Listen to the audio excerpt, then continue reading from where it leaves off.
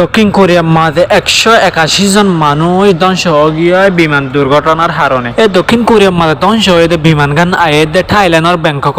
দক্ষিণ কোরিয়ার মং হয়ে একখান এয়ারপোর্ট আছে। এই এয়ারপোর্ট গানত ফরার পরে পিলিঙ্গান এদিকে যাইরের দেবালম মাঝে দুঃসাইরে পিলিঙ্গানের মাঝে আগাউরা উইন্দরি গিয়ে মানুষ সকল বেশা বেশি মরি গিয়ে। এই পিলিঙ্গান হয়ে 15 বছর পুরানো একখান পিলিঙ্গানের নাম হয়ে বইন 737-8000 যে মানুষগুন জিয়াতা আছে পিলিঙ্গানত মানুষগুলো নবাসবে বলে হইয়ে ফায়ার এজেন্সি অকলে। এই পিলিঙ্গান দুর্ঘটনা হইতে রবিবার 9টার সময় মাঝে প্যাসেঞ্জার হইলে 175 জন আর ক্রু মেম্বার হইলে 6 জন। এই পিলিঙ্গানের সারা ফন নিরাপত্তাতে আর ফরে রানওয়ে মাঝে পিলিঙ্গান এদিকে যাইরে ডেভেলপ মাঝে দুঃসাইরে ধ্বংস হয়ে। এই পিলিঙ্গান দুর্ঘটনা ওয়ার ফুয়াতি সাউথ কোরিয়ার ফায়ার এজেন্সি অকল তাড়াতাড়ি আগিয়ে এর ভিতরে দুজনের জিয়াতা পাই। সাউথ কোরিয়াতে জানাই দে এই পিলিঙ্গান পরিবার সময় মাঝে ঠিকঠাক ভাবে ন ভরে দেয় আনাল্লাহ বলিয়ে পিলিঙ্গান দুর্ঘটনা গিয়ে ইন্দিলা হইরে জানাই বাসকে মনে করে দে পিলিঙ্গান মাঝে ফাইট করিয়ে ইন্দির ইয়ে হইতো স্যার কিন্তু আজ ঠিকঠাক ভাবে হই না হরে হনকিয়ে খেয়াল্লা বলিয়ে পিলিঙ্গান ধ্বংস গিয়ে দিই। আর এই পিলিঙ্গান খেয়াল্লা বলি দুর্ঘটনা হয়ে দিয়ে আন তালাশ করি স্যার। এই বিমান গান